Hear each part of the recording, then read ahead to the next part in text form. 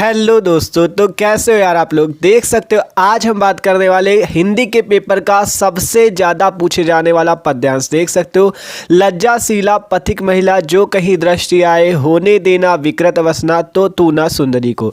ये ऐसा पद्यांश है जो कि हर साल बोर्ड एग्जाम में पूछा जाता है। और आज आपको ये भी बताएंगे कैसे आप इस पद्यांश को अपनी बोर्ड एग्जाम की कॉपी पे, अगर 22 फरवरी को आप इसी तरह से कॉपी में लिखते हो गद्यांश और पद्यांश का उत्तर, तो आपको यार एग्जामिनर से भी फुल नंबर मिलेंगे। देख सकते हो ये कॉपी पे आपको पूरा लिख के बताएंगे कैसे आपको क्या क्या करना है। ठीक है, तो बस भाई वीडियो को आखिरी तक देखना। और आपसे कह रहे हैं ये जो आपका पद्यांश है इसके आने के भी पूरे चांसेज है, तो आपको भैया इसे तैयार भी करना है। ठीक है, तो बिना टाइम वेस्ट के वीडियो को शुरू करते हैं। तो यार अगर चैनल पे नए हो तो चैनल को भाई सब्सक्राइब कर लेना, क्योंकि इसी तरह की इंपॉर्टेंट वीडियो हम लाते रहते हैं। ठीक है, तो चलो शुरू करते हैं।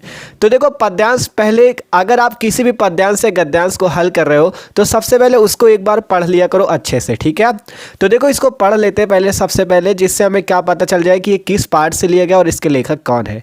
तो पढ़ते, लज्जाशीला पथिक महिला जो कहीं दृष्टि आए, होने देना विकृत वसना तो तू ना सुंदरी को।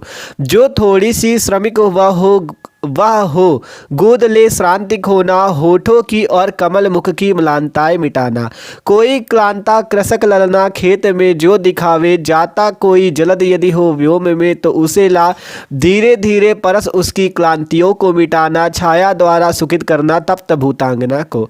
तो अगर आपने ये पढ़ा हुआ है तो आपको तुरंत ही पता चल गया होगा कि ये किस पार्ट का है। ये आपका किस पार्ट का है? ये आपका जो है पवन दूतिका चैप्टर का है, पवन दूतिका पार्ट का है। जिसमें क्या होता है, जिसमें जो राधा जी हैं वो पवन अर्थात वायु से श्री कृष्ण के पास संदेशा भिजवाती है और कहती यदि लज्जाशीला कोई पथिक महिला रास्ते में तुमको दृष्टि आए, अर्थात कोई अगर पथिक महिला रास्ते में जाती हुई तुम्हें दिख जाए तो होने देना, ठीक है, होने देना विकृत वसना तो तू ना सुंदरी को।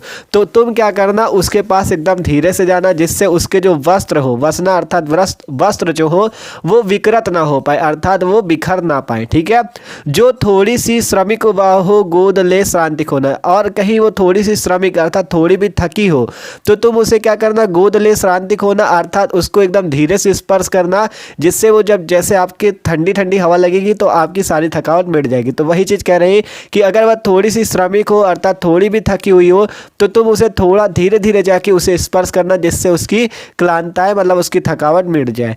होठों की और कमल मुख की म्लानताएं मिटाना, मतलब अगर उसके होठ सूख गए हो अर्थात जब थकी होगी तो होठ भी सूख जाएंगे।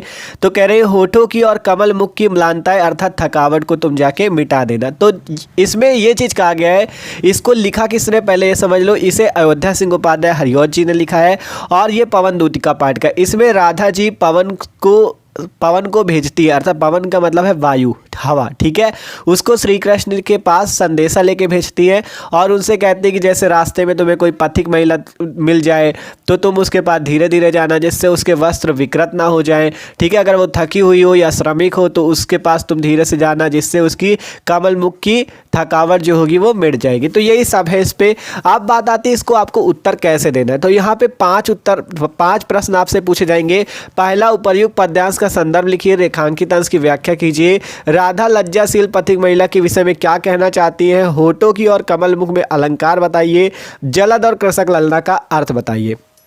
ठीक है, ये आपका क्वेश्चन जो है ये आपका 10 नंबर पे पूछा जाएगा। और देखो एक चीज़ जान लो, अगर बोर्ड की कॉपी पे आप ट्रिक से लिखते हो, चाहे गद्यांश हो या पद्यांश, तो एग्जामिनर आपको फुल नंबर देगा। ठीक है, तो सबसे पहले बात करिए चौथे नंबर प्रश्न पे पूछा जाता है।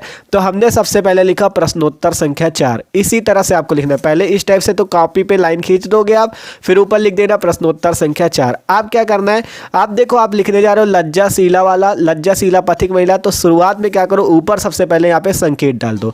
संकेत पे क्या लिखना है, लज्जाशीला पथिक डैश डैश करके लास्ट वाली लाइन ये भूतांगना को। ठीक है, यहाँ से देखो लज्जाशीला पथिक फिर डैश डैश करके भूतांगना को, ये संकेत में आपको डालना है। ठीक है, जो भी पद्यांश लिख रहे हो उसका शुरुआत का 1-2 अक्षर और आखिरी के 1-2 अक्षर आपको लिख देना है। ठीक है, आप देखो पहला प्रश्न ये है कि उपर्युक्त पद्यांश का संदर्भ लिखिए। संदर्भ में क्या लिखना है, पाठ का नाम और आपको लेखक का नाम पता होगा, वही लिख दोगे। तो देखो सिंपल यहाँ पर से हमने डाला उत्तर नंबर पहला।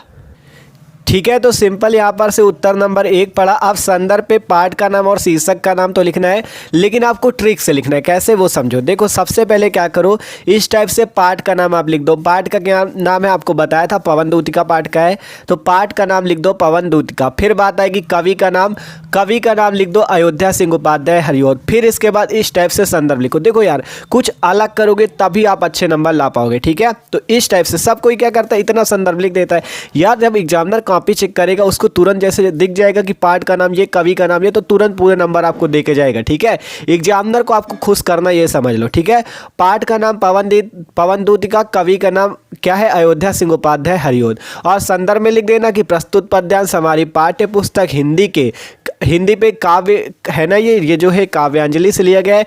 तो यहाँ से लिखना है कि प्रस्तुत पद्यांश हमारी पाठ्य पुस्तक हिंदी के काव्यांजलि में संकलित पवन दूतिका नामक पाठ से लिया गया है। और इसके जो लेखक, सॉरी यहाँ पे कवि लिख लेना। ठीक है, क्योंकि कवि है ना, तो इसके कवि का नाम अयोध्या सिंह उपाध्याय हरिऔध है। ठीक है, लेखक की जगह कवि लिख लेना आप। ठीक है, ये कवि का नाम है अयोध्या सिंह उपाध्याय हरिऔध। तो ये हो गया पहले प्रश्न का उत्तर। इसी टाइप से लिखना, कोई भी गद्यांश से पद्यांश हल करे हो, पहले इस टाइप से पाठ का नाम, फिर कवि का नाम या लेखक का नाम, गद्यांश होगा तो लेखक और पद्यांश होगा तो कवि। ठीक है, और फिर इस टाइप से संदर्भ लिख देना। कोई भी 2 नंबर आपकी इससे नहीं काट सकता। 5 प्रश्न होंगे, 5 में 2-2 नंबर मिलेंगे, 10 नंबर। ठीक है, तो आपको पूरे नंबर चाहिए तो अच्छे से लिखना। ठीक है, दूसरा प्रश्न आता है रेखांकित अंश की व्याख्या कीजिए। अब इसमें क्या करना है, जितने के नीचे रेखा खींची हुई है इतने की आपको व्याख्या करनी है। देखो इस पे यहाँ पर रेखा खींची हुई है ना 2 लाइनों में, तो इसकी व्याख्या करनी है। कहा गया जो थोड़ी सी श्रमिक वाह हो, गोद ले श्रांतिक होना, होठों की और कमल मुख की म्लानताओं को मिटाना। ठीक है, मतलब जो थोड़ी भी वो थकी हो तो उसको क्या करना, तो उसके पास धीरे धीरे जाकर उसके होठों की और कमल मुख की म्लानताओं को मिटाना, यही है इसका। तो सिंपल देखो हमने यहाँ पर से इसकी रेखांकित अंश की व्याख्या की हुई है, पढ़ सकते हो आप। रेखांकित अंश की व्याख्या, पहले यहाँ उत्तर नंबर 2 डाला, रेखांकित अंश की व्याख्या। यहाँ पे हमने लिखा, यहाँ पर राधा जी पवन से कहती है, पवन अर्थात वायु से कहती है कि हे पवन, यदि मार्ग में तुम्हें कोई लज्जाशीला स्त्री दिख जाए और यदि वह श्रमिक अर्थात थकी हुई हो तो उसे धीरे धीरे छूकर उसकी थकान को मिटाना। अर्थात उसकी क्या कहा गया था ना यहाँ पे, श्रांति। अगर कोई श्रमिक महिला हो तो उसकी श्रांति को खोना अर्थात उसकी थकान को मिटाना। फिर से पढ़ लो, यहाँ पर राधा जी पवन से कहती अर्थात वायु से कहती कि हे पवन, यदि मार्ग में तुम्हें ठीक है, यहाँ 2 बार मार्ग में लिख गया तो एक ही बार रहने देना। ठीक है, यदि मार्ग में तुम्हें लज्जाशीला स्त्री दिख जाए और यदि वह श्रमिक अर्थात थकी हुई हो तो उसे धीरे धीरे छू कर उसकी थकान को मिटाना। और थकावट के कारण जो उसके होठ सूख गए हैं या कुमला गए हो तो तुम उसके पास जाकर उसे आनंदित कर देना अर्थात कमल जैसे मुख की म्लानताओं को मिटाना। ठीक है, ये है, अपने हिसाब से लिख देना। यहाँ पे थोड़ा सा गड़बड़ हो गया था, 2 बार मार्ग में लिख दिया है तो एक ही बार रखना, इसको काट लेना। ठीक है, तो अपने हिसाब से आपको बना के लिखना, जरूरी नहीं यही रट लेना, आपको रटना कभी नहीं किसी का, आपको केवल समझना है कैसे क्या किसका उत्तर दिया जाता है। ठीक है, इन दोनों के हमने लिखा, अर्थ कैसे लिखा कि राधा जी कहती है पवन से, फिर आगे अपने हिसाब से बना के लिख दो। ठीक है, तो ये दूसरे का है रेखांकित अंश की व्याख्या। तीसरा नंबर प्रश्न है, राधा जी जो है लज्जाशील पथिक महिला के विषय में क्या कहना चाहती, तो बताओ क्या कहना चाहती। वही चीज़ देखो यहाँ पे लिख देना है कि राधा जी जो है पवन को उस लज्जाशील महिला के वस्त्रों को विकृत न करने के लिए कहती है और कहती कि उसके पास धीरे धीरे जाकर उसकी सभी थकावट को मिटा देना। अपने हिसाब से बना के लिख लेना। देखो कहती ना कि लज्जाशीला पथिक महिला का दिख जाए तो उसके वस्त्रों को विकृत न करना। ठीक है, उस सुंदरी के वस्त्रों को विकृत न करना, तो वही चीज़ हमने लिख दिया। राधा जी पवन को उस लज्जाशील महिला के वस्त्रों को विकृत न करने के लिए कहती है और उसकी सभी थकावट को मिटा देने के लिए भी कहती। तो देख सकते हो इस तरह से लिखना। अभी तो 3 उत्तर हुए, अभी 2 उत्तर आपको और बताएंगे। देख सकते हो इस तरह से भैया लिखोगे तो एग्जामिनर फुल नंबर देगा। आप खुद देख सकते हो कि मिलेंगे कि नहीं नंबर। ठीक है, तो 3 प्रश्न हो गया। अब चौथा प्रश्न देखते हैं। ठीक है, अब चौथा प्रश्न जो कहता है कि होठों की और कमल मुख में कौन सा अलंकार, ये जो आपका कहाँ पे आया है होठों की और कमल मुख, इसमें कौन सा अलंकार है। तो ये देखो यहाँ पे अलंकार कौन सा है, होठों की और कमल मुख में कौन सा अलंकार है, रूपक अलंकार है। ठीक है, क्योंकि यहाँ पे मुख को किस तरह से बताया गया, कमल के रूप में। ठीक है, तो इस टाइप से यहाँ पे कौन सा अलंकार हो गया, रूपक अलंकार। 5वां प्रश्न है कि जलद और कृषक ललना का अर्थ बताइए। जलद और कृषक ललना का अर्थ बताइए। तो देखो जलद का अर्थ तो सबको पता होगा बादल, और कृषक ललना, कृषक का मतलब किसान और ललना का मतलब पुत्र, तो कृषक ललना का अर्थ हो जाएगा किसान का पुत्र। तो ये हो गया चौथा प्रश्न, ये हो गया पांचवा प्रश्न। इस टाइप से आपको करना था अनुवाद, ठीक है।